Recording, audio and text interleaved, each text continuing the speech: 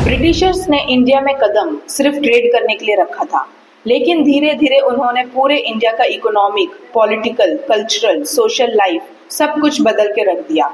फिर आगे चल के ब्रिटिशर्स ने इंडियन लोगों को सिविलाइज भी करना शुरू किया। लेकिन ये सिविलाइजिंग का मतलब क्या था और एजुकेशन का क्या रोल था? चलिए ढूंढते हैं जवाब chapter 8 civilising the native educating the nation में। ब्रिटिशर्स को लगा कि अगर भारत पर कंट्रोल बनाना है तो सिर्फ तलवार से नहीं, दिमाग से भी जीतना होगा। उन्होंने डिसाइड किया कि भारत के लोगों को सिविलाइज्ड बनाना होगा, मतलब उनको अपने कल्चर, ट्रेडिशन और लैंग्वेज भूलकर ब्रिटिश तरीके से सोचना और सीखना होगा। लेकिन सब ब्रिटिश एक जैसा नहीं सोचते थे। कुछ लोग कहते थे इंडियंस को उनकी अपनी लैंग्वेज और लिटरेचर में ही पढ़ने दो, और कुछ लोग कहते थे नहीं, सिर्फ इंग्लिश एजुकेशन ही उन्हें मॉडर्न और सिविलाइज बनाएगी। तो एजुकेशन का डिबेट दो कैंपस में बढ़ गया।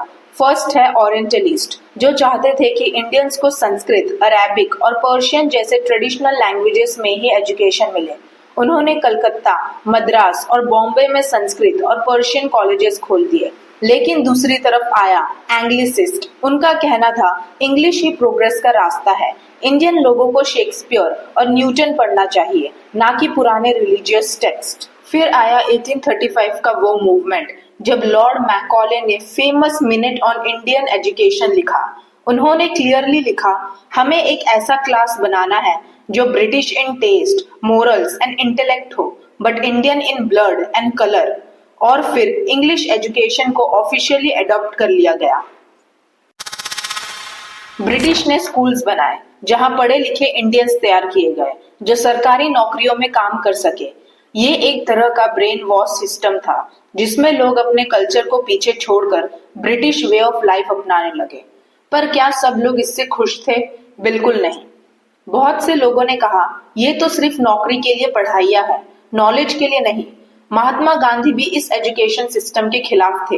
उन्होंने कहा ब्रिटिश एजुकेशन हमारी जुबान, हमारी सोच और हमारे कल्चर को खत्म कर रही है। गांधी जी इंडियन लैंग्वेजेस में एजुकेशन चाहते थे जो हैंड्स ऑन हो, प्रैक्टिकल हो। रविंद्रनाथ टैगोर ने ब्रिटिश एजुकेशन सिस्टम को एक केज कहा, एक पिंजरा जहां बच्चों की क्रिएटिविटी मर जाती है। उन्होंने अपने बचपन को याद करते हुए कहा, स्कूल मुझे एक जेल लगता था जहां मुझे नेचर से दूर रखा गया। इसी सोच ने उन्हें शांति निकेतन बनाया, एक ऐसा स्कूल जहां पेड़ों के नीचे क्लासेस होती थी, जहां आर्ट, म्यूजिक और नेचर सब कुछ एजुकेशन का पार्ट था। उनका मानना था education should be joyful, not forced. Tagore चाहते थे कि बच्चे अपने कल्चर से जुड़े पर दुनिया के आइडियाज भी समझे, एक बैलेंस्ड एजुकेशन हो। ब्रिटिश एजुकेशन ने एक नया क्लास तैयार किया, एजुकेटेड मिडिल क्लास इंडियंस। ये लोग अंग्रेजी में लिख पढ़ सकते थे, ब्रिटिश ऑफिसेज में काम करते थे, लेकिन दिल से इंडियन ही थे। ये वही लोग थे जो बाद में नेशनलिज्म की तरफ आए। उन्होंने न्यूज़पेपर लिखना शुरू किया, रैलीज की और ब्रिटिश पॉलिसीज का खुलकर विरोध किया। सोचो आयरनी, ब्रिटिश जिस एजुकेशन से इंडियंस को कंट्रोल करना चाहते थे, वही एजुकेशन इंडियंस के हाथ में एक पावरफुल वेपन बन गई। ब्रिटिश एजुकेशन सिस्टम का इम्पैक्ट मिक्स था। पॉजिटिव साइड, भारत में मॉडर्न साइंस और वेस्टर्न आइडियाज आए।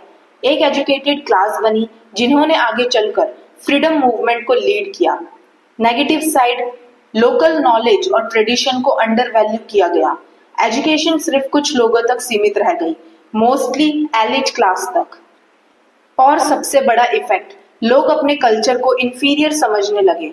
ब्रिटिश सोच रहे थे मिशन अकम्प्लिश्ड, लेकिन असली गेम तो तब पलटा जब इंडियंस ने इसी सिस्टम को अपने फेवर में यूज किया। आज हम जिस एजुकेशन सिस्टम का हिस्सा है, उसकी जड़ें इसी चैप्टर से जुड़ी है। ब्रिटिश ने नॉलेज दी, पर उसके पीछे उनका मकसद था रूल करना। पर हमने उसी नॉलेज से सीखकर एक आजाद सोच पैदा की। तो ये था इस चैप्टर का डिटेल्ड एक्सप्लेनेशन। अगर आपको ये वीडियो पसंद आई हो तो चैनल को लाइक, शेयर और सब्सक्राइब करना।